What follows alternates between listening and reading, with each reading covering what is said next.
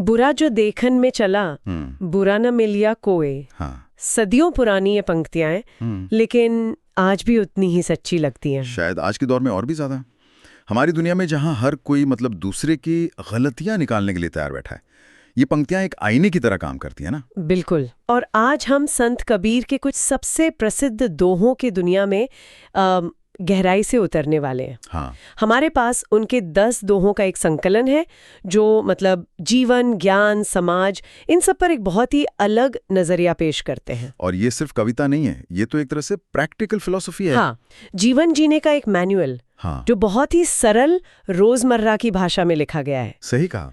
और हमारी आज की चर्चा का मिशन सिर्फ इन दोहों का मतलब समझना नहीं है, बल्कि ये देखना है कि 15वीं सदी के एक संत की कही बातें आज हमारी डिजिटल भागदौड़ भरी जिंदगी की गुत्थियों को सुलझाने में कैसे मदद कर सकती हैं। तो चलिए शुरू करते हैं। इस खजाने को खोलकर देखते हैं। शुरुआत उसी दोहे से करते हैं जिसका आपने जिक्र किया। बुरा जो देखन मैं चला, बुरा न मिलिया कोई, जो दिल खोजा आपना, मुझसे बुरा न कोई। हाँ। ये आत्मचिंतन की आप कह सकते हैं पहली सीढ़ी है। हाँ, लेकिन ये कहना जितना आसान है ना, करना उतना ही मुश्किल। हम अपनी गलतियों के लिए हमेशा किसी और को हाँ, बॉस को, सिस्टम को, ट्रैफिक को, किसी को भी दोष देने के लिए तैयार रहते हैं। और मनोविज्ञान में भी इसको एक नाम दिया गया है। अच्छा, क्या कहते हैं इसे? इसे कहते हैं फंडामेंटल एट्रीब्यूशन एरर। मतलब जब कोई और गलती करे तो हम कहते हैं उसका स्वभाव ही खराब है, और जब हम वही गलती करें तो कहते हैं कि हालात ही ऐसे थे। बिल्कुल। कबीर हमें इसी सोच से बाहर निकाल रहे हैं। वो ये नहीं कह रहे हैं कि आप सबसे बुरे हैं, नहीं, बल्कि ये कि बदलाव की शुरुआत हमेशा अपने अंदर झांकने से होती है। कि अगर बदलाव लाना है तो उसका रिमोट कंट्रोल आपके हाथ में है, दूसरों के नहीं। एकदम।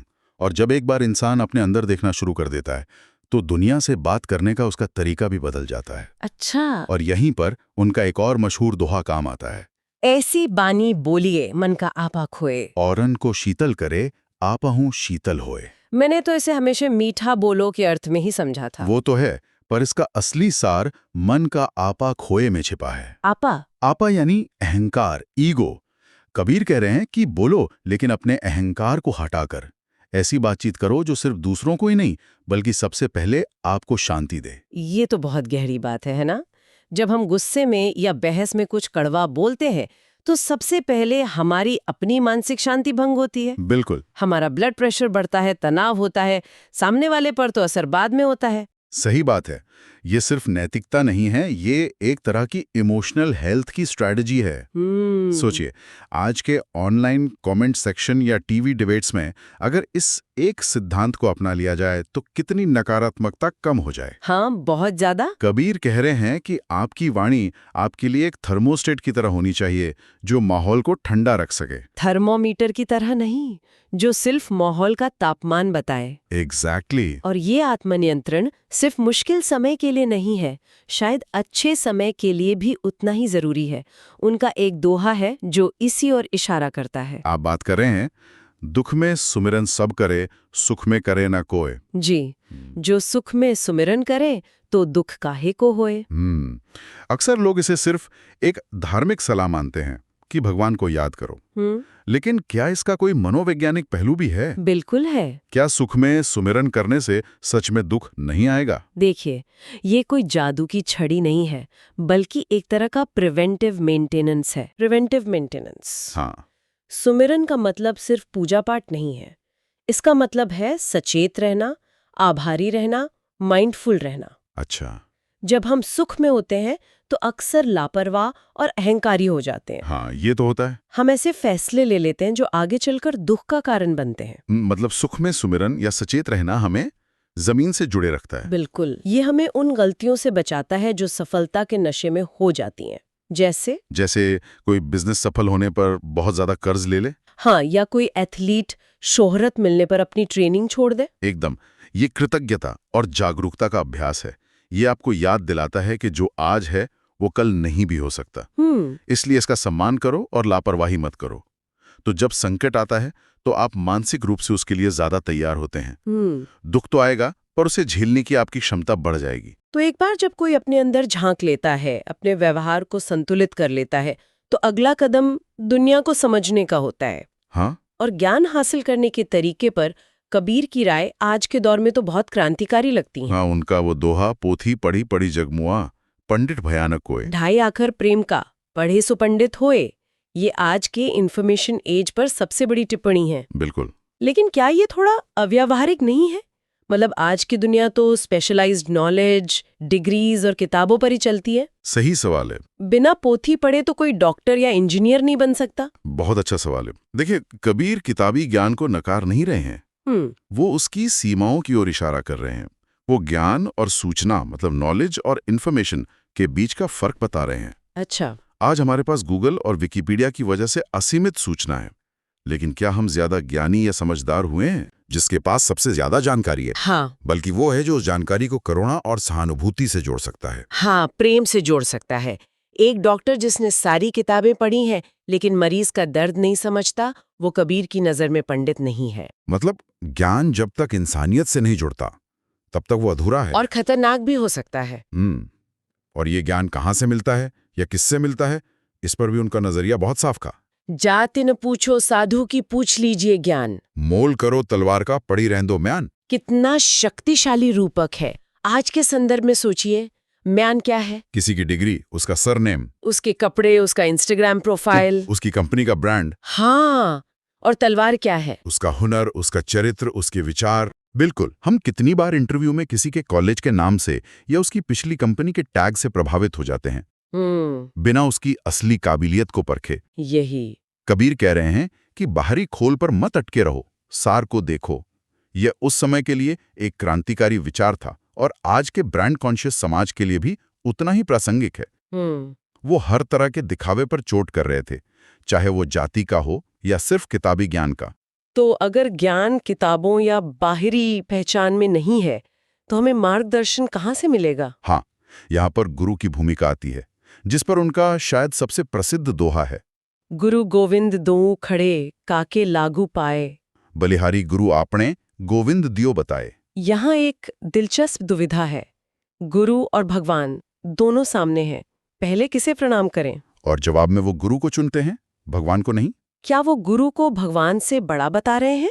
बड़ा नहीं, बल्कि माध्यम के रूप में अनिवार्य बता रहे हैं। अच्छा, गोविंद यानी लक्ष्य तक पहुंचने का रास्ता, वो तरीका, वो समझ तो गुरु ने ही दी है। इसलिए पहली कृतज्ञता उस मार्गदर्शक के प्रति है। और आज के दौर में गुरु कोई एक व्यक्ति होना जरूरी नहीं है। सही बात है। वो एक किताब हो सकती है, एक मेंटर, कोई ऑनलाइन कोर्स, या जीवन का कोई अनुभव भी हो सकता है जिसने आपको एक नई दिशा दी। बिल्कुल। मतलब ये दोहा उस स्रोत के प्रति आभार व्यक्त करने के बारे में है जिसने हमारी चेतना को जगाया। ये उस आहा मोमेंट को सलाम करने जैसा है। बिल्कुल, यह सीखने की प्रक्रिया का सम्मान है। चलिए, अब इस समझ को लेकर समाज में जीने के व्यवहारिक तरीकों पर आते हैं। हाँ। मान लीजिए कोई व्यक्ति इन सब बातों को समझकर जीवन में सफल हो जाता है, बड़ा बन जाता है, तो उस बड़प्पन का मतलब क्या है? इसके लिए उनका खजूर के पेड़ वाला उदाहरण, हाँ, वो तो मुझे हमेशा याद रहता है। बड़ा हुआ तो क्या हुआ, जैसे पेड़ खजूर। पंथी को छाया नहीं, फल लागे अति दूर। ये बड़प्पन या सक्सेस की परिभाषा पर एक सीधी टिप्पणी है ना? कबीर कह रहे हैं कि सिर्फ आकार में, पद में या दौलत में बड़ा हो जाना अपने आप में कोई उपलब्धि नहीं है। नहीं। असली सवाल यह है कि क्या आपका बड़प्पन किसी के काम आ रहा है? आज के दौर में सोचे तो क्या एक यूनिकॉर्न स्टार्टअप जिसका वैल्यूएशन अरबों में है, लेकिन वो अपने कर्मचारियों का शोषण करता है और समाज को कुछ वापस नहीं देता, वो उस खजूर के पेड़ जैसा ही है? ये एक बेहतरीन आधुनिक व्याख्या है। या कोई सेलिब्रिटी जिसके करोड़ों फॉलोवर्स हैं, पर वो अपनी पहुंच का इस्तेमाल किसी अच्छे काम के लिए नहीं करता, तो वो भी एक ऊंचा लेकिन अनुपयोगी पेड़ है। बिल्कुल। कबीर सफलता को उपयोगिता और सामाजिक योगदान से जोड़ रहे हैं, न कि सिर्फ व्यक्तिगत उपलब्धि से। और ये नजरिया सिर्फ बड़ों के लिए नहीं है, वो हमें छोटों को देखने का तरीका भी सिखाते हैं। हाँ। तिनका कबू न निंदे जो पायंतर होए, कबू उड़े आखिन परे पीर घनेरी होए। हाँ, ये विनम्रता और दूरदर्शिता का पाठ है। बिल्कुल। जिस तिनके को आप पैरों तले रौंद रहे हैं, उसे कमजोर मत समझिए। परिस्थिति बदलते ही वही तिनका हवा में उड़कर आंख में पड़ जाए तो बहुत दर्द देता है। इसका मतलब है कि किसी भी व्यक्ति, विचार या प्रतियोगी को कभी छोटा या महत्वहीन नहीं समझना चाहिए। बिल्कुल। इतिहास ऐसे उदाहरणों से भरा पड़ा है जहां बड़ी बड़ी कंपनियों को छोटे फुर्तीले स्टार्टअप्स ने बाजार से बाहर कर दिया, क्योंकि उन्होंने उस तिनके को नजरअंदाज किया था। सही कहा। यह हमें सिखाता है कि हर किसी का सम्मान करो, चाहे उसकी मौजूदा हैसियत कुछ भी हो, क्योंकि समय और हालात बदलते देर नहीं लगते। तो इन सब का क्या मतलब निकलता है? आज की बातचीत से ये तो साफ है कि कबीर के दोहे सिर्फ कविता नहीं है। नहीं, बिल्कुल नहीं। ये तो जीवन के अलग अलग पड़ावों के लिए एक व्यावहारिक गाइड है। आत्मचिंतन से लेकर संवाद की कला, ज्ञान के सही अर्थ से लेकर सफलता की परिभाषा तक। बिल्कुल, और उनकी सबसे बड़ी खूबी है कि उन्होंने गहरी से गहरी दार्शनिक बातों को इतने सरल रोजमर्रा के उदाहरणों से समझाया। तिनका, खजूर का पेड़, तलवार, म्यान, कि कोई भी उन्हें समझ सकता है और अपने जीवन में उतार सकता है। हाँ। उनकी बुद्धिमत्ता समय की सीमाओं से परे है। स्रोतों में एक और प्रसिद्ध दोहा शामिल था, निंदक नियरे राखिए आंगन कुटी छवाए। बिन पानी साबुन बिना निर्मल करे सुभाए। इसका अर्थ है कि अपने आलोचक को हमेशा अपने पास रखना चाहिए, क्योंकि वह बिना पानी और साबुन के आपके स्वभाव की कमियों को धोकर साफ कर देता है। तो ये एक सोचने वाली बात छोड़ जाता है ना, कि एक ऐसे युग में जहां हम आलोचना को ब्लॉक, म्यूट या अनफ्रेंड कर देते हैं और अपने इको चेंबर में रहना पसंद करते हैं। हाँ, तो क्या हम अपने निंदक को दूर रखकर खुद को सुधारने का सबसे बड़ा मौका खो रहे हैं? ये सोचने वाली बात है।